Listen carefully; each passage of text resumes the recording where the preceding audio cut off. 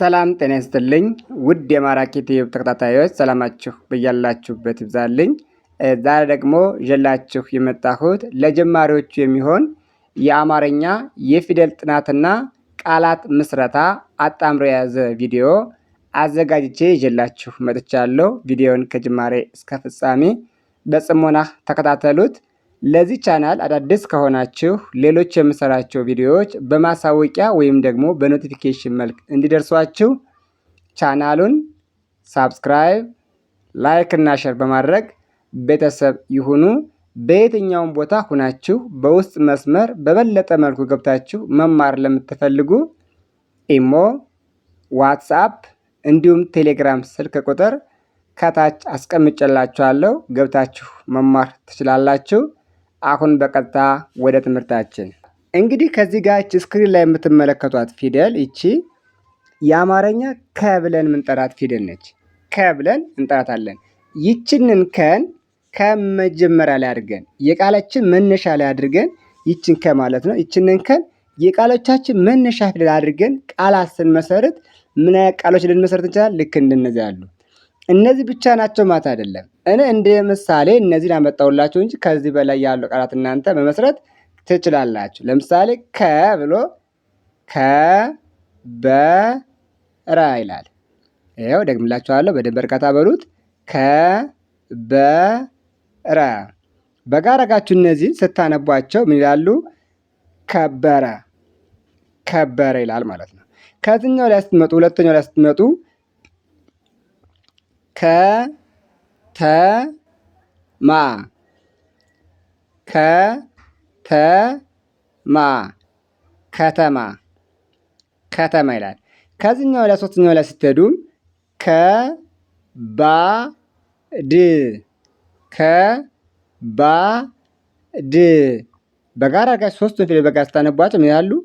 ከባድ ከባድ። እናንተ ንባብ ውስጥ ለመዱ ምን ታደርጋላችሁ? ከበረ ከበረ ብላችሁ ማንበብ። በአንድ ትንፋሽ ስታነቧቸው ቃሉን በራሱ ይመጣላቸው ማለት ነው። ይኸው ከተማ ብዬ ሳነበው ከተማ የሚለው በአእምሮ የመጣ ቁጭ ይላል። ከተማ ነው የሚል ብዬ አነባለሁ። ከባድ ብላችሁ ስታነቡት ምን ይላል? ከባድ የሚል ቃል እንደሆነ በአእምሯችሁ መጥቶ ይቀረጻል ማለት ነው። ስለዚህ ያኔ በትክክል ታነቡታላችሁ። ከብለን ወደዚህ ወደታች ደግሞ ስንቆጥር ከዚህ ሰው ወደታች ስንቆጥር የከዘሮች ናቸው። ከኩ ኪ እያለ ይቀጥላል ማለት ነው። እንግዲህ መግቢያ ላይ እንደነገርኳችሁ የአማርኛ የፊደል ጥናቱን ወደታች ነው ያለን። ወደ ጎን ደግሞ ቃላት ምስረታውን እያንዳንዷ ፊደል ቃላት እየመሰረትንባት እንሄዳለን። ኦኬ፣ እስኪ አሁን ደግሞ ከብለን ኩ እንላለን። ኩ መነሻ ላይ አድርገን ደግሞ ቃል ስንመሰረት እንመለከታለን። እንግዲህ ኩ ብላችሁ ምንጠራት ፊደል ይቺ ነች። ኩ ብለን ምንጠራት ፊደል ይቺ ነች። በቅርጽ ደረጃ ይቺን ትመስላለች። ኩን የቃላችን መነሻ ላይ አድርገን ይችን ኩ ብለን የምንጠራትን ፊደል የቃሎቻችን መነሻ ላይ አድርገን ቃላት ስንመሰረት ምን እንችላለን? ይሁን እንመልከቱ። እዚህ ጋርም ኩን ብዬ ነው የጀመርኩት፣ ከዚህ ጋርም ኩ ብዬ ነው የጀመርኩት፣ እዚህ ጋርም ኩ ብዬ ነው የጀመርኩት። ስለዚህ እነዚህ ሳነባቸው ምን ይላሉ? ተመልከቱ። እዚህ ጋር ኩ፣ ከዛ ባ የቤት አራተኛ ፊደል አለኝ፣ ከዛ ያ የቤት አራተኛ ፊደል ኩባያ ኩባያ ይላል ማለት ነው። ኩባያ። ከዚህ ጋር ደግሞ ሁለት ፊደሎች አሉኝ ኩና ል በጋራ ጋር ስታነቧቸው ምን ያሉ? ኩል ኩል ኩል ብለን ማንበብ። እዚህ ጋር ደግሞ አራት ፊደሎች አሉት። አራት ኩ እዚህ ጋር መጀመሪያ ቋሚ ያለችን፣ ከዛ ላ የለቤት አራተኛ ነች፣ ሊ የለቤት ሶስተኛ ነች፣ ከዛ ት ደግሞ የለቤት ስድስተኛ ፊደል ነች። ስለዚህ ኩ ላ ሊ ት ኩላሊት ኩላሊት ኩላሊት ይላል ማለት ነው። በጣም ጥሩ። ልክ እንዲያደረጋችሁ ራሳችሁን ማብቃት መቻል አለባችሁ። ከኩ ብለን ወደታች አሁንም ደግሞ ስንወርድ ኪ እንላለን። ያት እቺ ኪ ብለን የምንጠራት ይቺ ፊደል ነች። የከዘር ሶስተኛ ፊደሉ ይቺ ናት። ኪ ተብላ ትጠራለች። ኪ ብለን የምንጠራትን ፊደል ደግሞ የቃል መነሻ ላይ አድርገን ይችንን ፊደል ማለት ነው። ይችን ፊደል የቃላችን መጀመሪያ ላይ አድርገን ስንመሰርት እነዚህ ሶስት ቃላቶች እንደ ምሳሌ ይዤላችሁ መጥቻለሁ። ተመልከቷቸው እና አንብባቸው። ኪ ናቸው። እዚህ ጋርም ኪ ነች፣ እዚህ ጋርም ኪ ነች። ከዚህ ጋር ዳን እና ንን ጨመርኩ። ኪ ዳ ን ኪ ዳ ን በጋራ ሳነባቸው ምን ያሉ? ኪዳን ይላል። ኪዳን። ከዚህ ጋር ደግሞ ሲሄድ እዚህ ጋር ሲሄድ ኪ ይልና ከዛ ራ ይላል፣ ከዛ ይ ይላል። በጋራ ስታደርጓቸው እነዚህ ኪ ራ ይ ምን ይላል? ቃሉ ስናነበው ኪራይ ኪራይ ይላል ማለት ነው። ከዚህ ጋር ስትሄዱ ኪ ይልና ሳ ይላል፣ ከዛ ራ አለ። ኪ ሳ ራ ኪ ሳ ራ ኪሳራ ይላል ማለት ነው። ኪሳራ ብላችሁ ማንበብ። በጣም ጥሩ። ከኪ ቀጥለን አራተኛውን የከን ቤት ከአልን መጀመሪያ አንደኛ ፊደል ከ ነው። ከዛ ሁለተኛው ኩ ነው። ሶስተኛው ኪ ነው። አራተኛው ደግሞ ካ ብለን እንጠራዋለን። ካ ማለት በቅጽ ደረጃ ይህ ነው። ካ ማለት ቅርጹ ይህን ይመስላል ማለት ነው። ካ ይሄ ነው። ካን የቃላችን መነሻ ላይ አድርገን በማድረግ ቃላትን ደግሞ ስንመሰርት ምን አይነት ቃሎች እናገኛለን? እነዚህን እዚህ ጋር የተዘረዘሩትን እናገኛለን። እንግዲህ እዚህ ጋር እንደምታዩት ካነች፣ እዚህ ጋርም ካነች፣ እዚህ ጋርም ካነች፣ እዚህ ጋርም ካነች። ስለዚህ እነዚህንን እስኪ እያንዳንዳቸው ቀርብ ጋር እናነባል። አብራችሁ ከኔ ጋር አንብቡ። ካ ሮ ት ካ ሮ ት ችሮ የረቤት ሰባተኛ ፊደል ነች። ት ደግሞ የተቤት ስድስተኛ ነች። በጋራ ስናነባቸው ካሮት ይላል። ካሮት። ከዚህ ጋር ካ ይልና ር ታ በጋራ ስታነቧቸው ምን ይላሉ? ካርታ ካርታ። ከዚህኛው ላይ ስንሄድ ካ ቢ ኔ ካ ቢ ኔ በጋራ ስናነባቸው ምን ይላሉ? ካቢኔ ካቢኔ እያለ እናነባለን ማለት ነው። ካቢኔ እያልን ማንበብ እንችላለን። በጣም ጥሩ። እንግዲህ ከካ ቀጥለን ወደታች ስንወርድ አምስተኛው የከዘር ደግሞ ኬ ተብላ ነው የምትጠራው። ኬ ብለን እንጠራታለን። ኬ ማለት ይች ነች። በቅርጽ ደረጃ ኬ ብለን የምንጠራት ይች ነች። ይችን ኬ የቃላችን መነሻ ላይ አድርገን ይችን ኬ በቃሎቻችን መነሻ አድርገን ቃል ስንመሰርት የሚከተሉትን እናገኛለን። እስቲ ኬ ብዬ ያው እዚህ ጋርም ኬ ነች፣ እዚህ ጋርም ኬ ነች፣ እዚህ ጋርም ኬ ነች። ከዛ እዚህኛው ላይ መጥቼ እነዚህ ሁለቱ ሳነባቸው ኬ ን ያ ኬ ን ያ ኬንያ ኬንያ የሚል ቃል አገኛለሁ። ከዚህኛው ጋር ሲሄድ ኬ ክ ከቤት አምስተኛ ነው። ክ ደግሞ የከቤት ስድስተኛው ማለት ነው። የራሱን ቤት ውስጥ ኬ ክ በጋራ ስታነቧቸው ኬክ ይላል። ኬክ። ከዚህኛው ጋር ስትመጡ ኬ ብዬ ፕ የፐቤት ስድስተኛ ኬ ፕ ኬፕ ኬፕ ይላል ማለት ነው። በጣም ጥሩ። ከዛ ኬ ካልን ስድስተኛው ደግሞ ክ ይላል። ክ ብለን የምንጠራው ነው። ይች ነች። ክ ማለት በቅርጽ ደረጃ ይች ነች። እንደምትመለከቷት ይች ነች። ክ ብለን የምንጠራ ፊደል ይች ናት።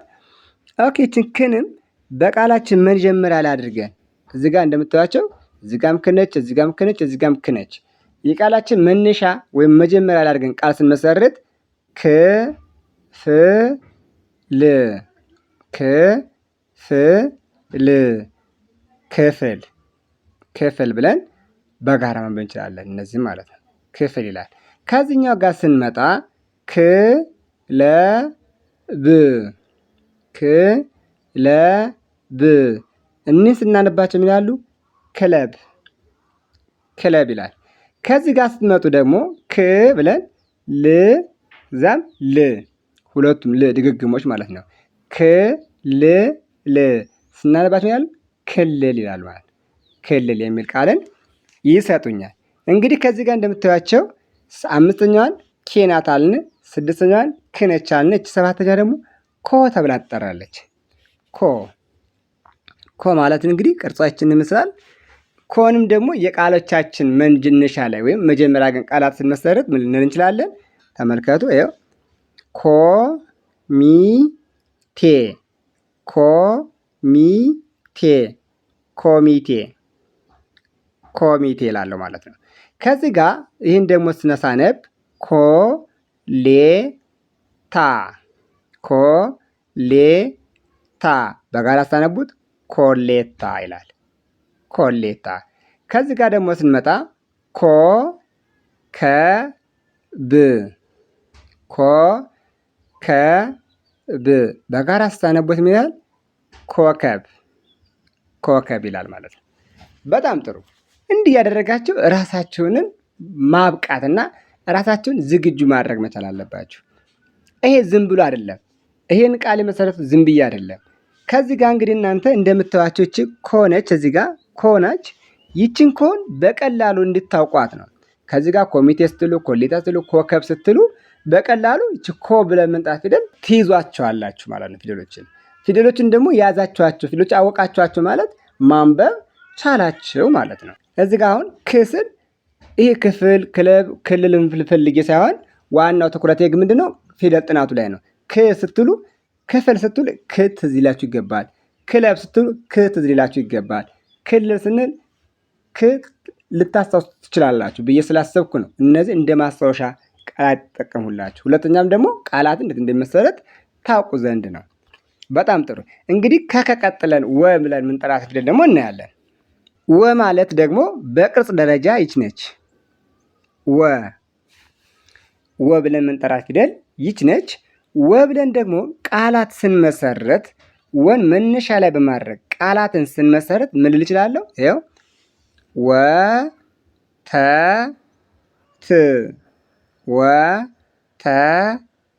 በጋራ ስታነቡት ወተት ይላል። ወተት። እዚህ ጋር ስንመጣ ወረዳ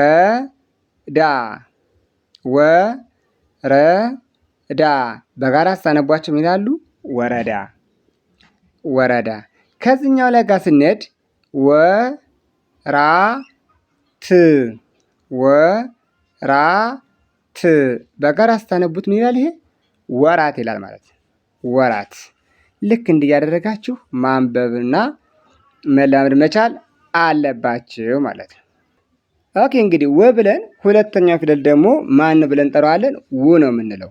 ው ማለት ይሄ ነው በቅርጽ ደረጃ። ው ብለን የምንጠራው ፊደል ይህን ይመስላል ቅርጹ እንደምታዩት። ይሄው ይሄ ነው ው ብለን የምንጠራው። ጥንቃቄ ማድረግ ያለባችሁ ይሄ ው ከስድስተኛው ጋራም በድምፅም በቅርጽም የተወሰነ ስለሚቀራረብ የዚችኛዋ ቅጥያዋ ከታች ነች። ይቺ እዚህ ጋር የሁለተኛዋ እዚህ ጋር ነች። ልብ አድርጋችሁ ማየት ይኖርባችኋል። ኦኬ ው ብለን ቃላትን ስንመሰረት ምን ልን እንችላለን? ይኸው ውን መነሻ ያደርጉት እዚህ ጋር ሙ ነች፣ እዚህ ጋር ሙ ነው፣ ከዚህ ጋር ው ብሎ ነው የሚጀምረው። ስለዚህ እነዚህን እስኪ እናንባቸው።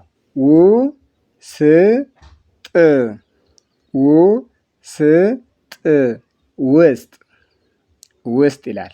ከዚህ ጋር ደግሞ ው ብሎ ጭ ይላል። የጨ ቤት ስድስተኛ ውጭ በጋራ ስታነቧቸው ሁለቱን ውጭ ይላል ማለት ነው። ውጭ። ከዚህ ጋር ደግሞ ው ብሎ ሳ ይላል። ከዚያ ቀጥሎ ኔ ይላል። ውሳኔ በጋራ ስታነቡት ውሳኔ ይላል ማለት ነው። ውሳኔ። በጣም ጥሩ። ከእንግዲህ ወ ብለን ው ብለናል። ከው ቀጥሎ ደግሞ ያለው ፊደል ማለት ነው ዊ።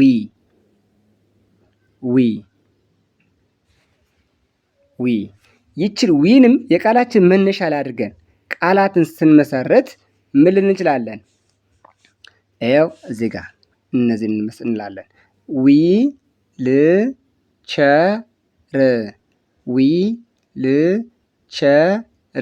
በጋራ ስናነባቸው ምን ይላል? ዊልቸር ይላል። ከዚህ ጋር ደግሞ ሲሄድ ዊ ብሎ ግ ይላል። ዊግ ይላል። ከዚህ ጋር ዊ ብለን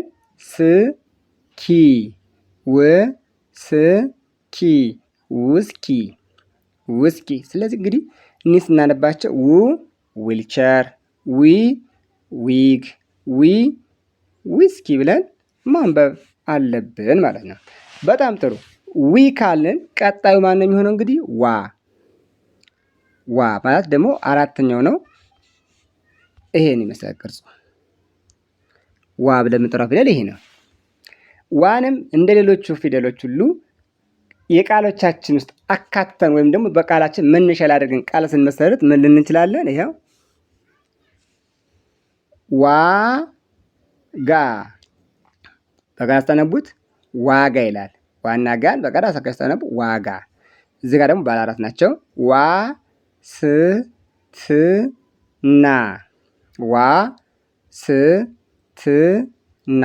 በጋራ አድርጋችሁ ስታነቡ ምን ይላል ማለት ነው?